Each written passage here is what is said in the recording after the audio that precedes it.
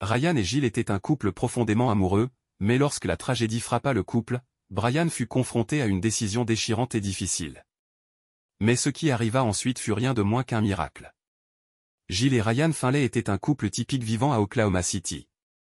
Ils étaient mariés depuis seulement 4 ans et leur amour profond était évident pour tous. Ils adoraient passer du temps ensemble et partageaient de nombreux centres d'intérêt. Être ensemble était un plaisir et jamais une corvée. Ils envisageaient un jour de fonder une famille et de s'installer dans une grande et belle maison, un rêve semblable à celui de la plupart des couples à travers le monde. Ryan et Gilles travaillaient dur tous les deux, ce qui ne leur laissait pas beaucoup de temps libre le week-end, mais ils savaient que cela ne durerait pas éternellement. Gagner autant d'argent que possible maintenant les mettrait dans une bien meilleure position plus tard dans la vie. C'est pourquoi ils profitaient pleinement de leur week-end ensemble. C'était samedi matin, et Ryan s'était réveillé avant l'aube. Au lieu de se lever, il resta allongé et regarda Gilles paisiblement endormi. Puis il regarda par la fenêtre et vit le soleil commencer à se lever. Finalement, il se leva et alla se préparer un café ainsi qu'à Gilles. Elle avait un rendez-vous, donc elle lui avait demandé de la réveiller à une certaine heure. Mais alors que Ryan préparait la boisson chaude et délicieusement parfumée, il se sentit troublé. Pour une raison quelconque, il ressentait un sentiment étrange ou une intuition qu'il ne parvenait pas à expliquer. Quel était le problème? Quelque chose n'allait pas. Il retourna dans la chambre avec le café de Gilles et l'appela doucement pour la réveiller. Aucune réponse, alors il l'appela un peu plus fort. Pourtant, Gilles restait insensible. Fronçant les sourcils, Ryan secoua son épaule, mais elle resta immobile sur le lit. Ses yeux s'écarquillèrent de surprise, son cœur battant la chamade alors qu'il paniquait. Brian chercha son pouls et vérifia si elle respirait, puis commença rapidement à pratiquer des compressions thoraciques et la réanimation cardio-pulmonaire sur sa femme. Son esprit était tourmenté, ses yeux remplis de larmes. Qu'est-ce qui n'allait pas avec Gilles? Elle était parfaitement bien la veille au soir. Malgré les meilleurs efforts de Ryan, Gilles ne montrait aucun signe de vie. Il prit son téléphone et composa le 911. On lui demanda de continuer les compressions et la réanimation jusqu'à l'arrivée de l'ambulance. Chaque seconde lui semblait une éternité jusqu'à ce qu'il entende enfin la sirène de l'ambulance rugir dans la rue. En réalité, cela ne faisait que 6 minutes depuis le premier appel urgent. Les paramédicaux entrèrent précipitamment dans la chambre et prirent le relais pour tenter de réanimer Gilles. Ils réussirent finalement à relancer son cœur à l'aide de leurs électrodes de choc. Une fois son pouls retrouvé, ils l'emmenèrent en ambulance d'urgence à l'hôpital. Ryan était assailli de questions. Sa femme allait-elle survivre? Qu'avait-il ressenti ce matin-là en se réveillant? Il posa de nombreuses questions aux paramédicaux, mais ils étaient trop occupés à s'occuper de Gilles pour répondre correctement. Alors Ryan pria simplement Dieu pour qu'il épargne la vie de Gilles et lui permette de guérir pour rentrer à la maison en sécurité.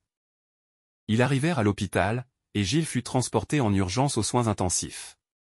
Là, les professionnels de santé purent l'examiner, rechercher le problème, poser un diagnostic et espérer pouvoir la soigner et la ramener à la santé.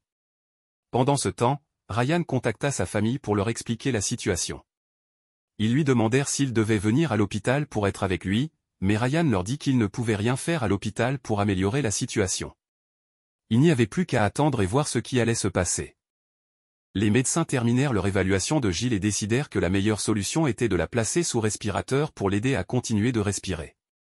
Ils n'étaient pas sûrs de la cause sous-jacente ni des conséquences à long terme, et ils informèrent Ryan qu'elle resterait inconsciente pour un avenir prévisible.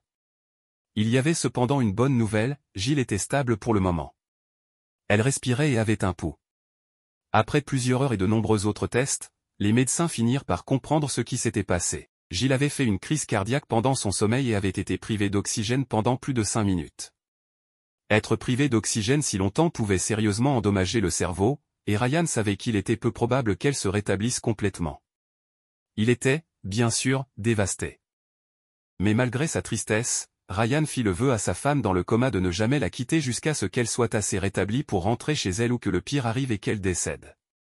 Lorsqu'ils s'étaient mariés, Ryan avait promis de rester à ses côtés dans la maladie et dans la santé, et ce n'était pas une promesse qu'il était prêt à briser maintenant. Et c'est exactement ce qu'il fit. Chaque nuit, il dormait dans un lit d'appoint près de Gilles et lui lisait. Parfois, c'était la Bible, parfois seulement des magazines, parfois il lui parlait simplement, espérant qu'elle ouvrirait les yeux et répondrait, ce qu'elle ne fit jamais. Mais Ryan n'abandonna jamais complètement l'espoir. Il ne pouvait pas. Il l'aimait trop. Malgré tous les efforts de Ryan, l'état de santé de Gilles continua de se détériorer. Ryan exigea de voir les médecins, mais lorsqu'ils arrivèrent enfin, l'air sombre et morne sur leur visage lui dit tout. Il savait qu'ils étaient là pour lui annoncer de mauvaises nouvelles, et il avait raison. Les médecins parlèrent délicatement à Ryan de l'état de Gilles et lui dirent qu'elle avait moins d'une chance sur 100 de survie.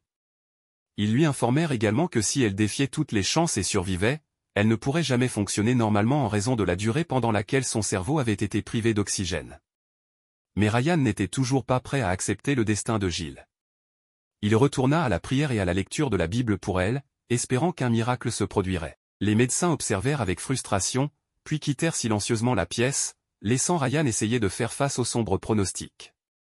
Après leur départ, Ryan eut une excellente idée, il allait commencer un journal et y écrire toutes ses pensées, ses objectifs et ses sentiments, espérant qu'un jour Gilles se réveillerait et pourrait le lire elle-même. Cela lui apportait un grand réconfort et lui permettait de tout exprimer de manière saine et constructive. « Elle est mon âme sœur, ma femme, tout dans ce monde entier », écrivit Ryan dans l'une de ses entrées de journal. « Sans elle, je serais complètement perdu. Je ne vais pas abandonner. Jamais je ne l'abandonnerai. » Mais chaque matin, lorsque Ryan se réveillait, il regardait de l'autre côté et découvrait que ce n'était pas un mauvais rêve, mais la réalité. Les jours passèrent sans aucun signe d'amélioration, et les médecins revinrent une fois de plus pour informer Ryan qu'il était temps de prendre des décisions difficiles. Les chances de survie de Gilles et de mener une vie normale étaient presque nulles, et débrancher le respirateur et d'autres équipements vitaux de maintien de la vie serait la meilleure et la plus douce chose à faire. Finalement, après avoir consulté sa famille et celle de Gilles, Ryan prit la décision de retirer le soutien vital. Ce fut la décision la plus difficile qu'il ait jamais eu à prendre. Les médecins le préparèrent à ce qui allait suivre, tout le processus pourrait prendre 10 à 15 minutes après le retrait des soins. Ils lui dirent de ne pas être surpris si Gilles commençait à bouger et à devenir agité après avoir été débranché. Ils lui assurèrent que cela n'avait rien à voir avec la peur ou la douleur et que c'était très normal. Les machines furent éteintes, et les médecins laissèrent Ryan et Gilles seuls pour passer leurs derniers moments ensemble. Lorsqu'elle commença à bouger, Ryan pensa que c'était simplement une étape du processus. Mais il fut choqué d'entendre qu'elle essayait de murmurer quelques mots. Il fut tellement bouleversé qu'il courut hors de la pièce en pleurant. Une infirmière entra pour vérifier Gilles, mais après plusieurs moments, elle alla dans le couloir chercher Ryan. Il entra dans la pièce, la bouche grande ouverte. Gilles était assis sur le lit, complètement éveillé. Elle jeta un coup d'œil à Ryan et le supplia de l'emmener loin d'ici. Non seulement elle était réveillée, mais elle était en bonne santé. Ryan et les infirmières lui posèrent des questions pour évaluer les dommages à son cerveau, et à leur grande surprise, il n'y avait que très peu de séquelles. Elle ne se souvenait de rien de son inconscience, disant seulement se rappeler que Ryan lui lisait. C'était cela qui l'avait maintenu en vie, tel un phare guidant vers la sécurité. C'était un miracle. La femme mourante de Ryan avait défié les attentes des médecins et survécu sans effet secondaire. Les prières de Ryan avaient été exaucées, ses rêves s'étaient réalisés, et il avait enfin retrouvé l'amour de sa vie. Maintenant, c'est à vous. Que pensez-vous de cette histoire incroyable? Nous savons que c'est difficile à envisager, mais que feriez-vous si vous trouviez votre être cher sans réponse? Comme toujours, nous aimerions avoir votre avis, alors n'hésitez pas à laisser vos réflexions et opinions dans la section commentaires ci-dessous.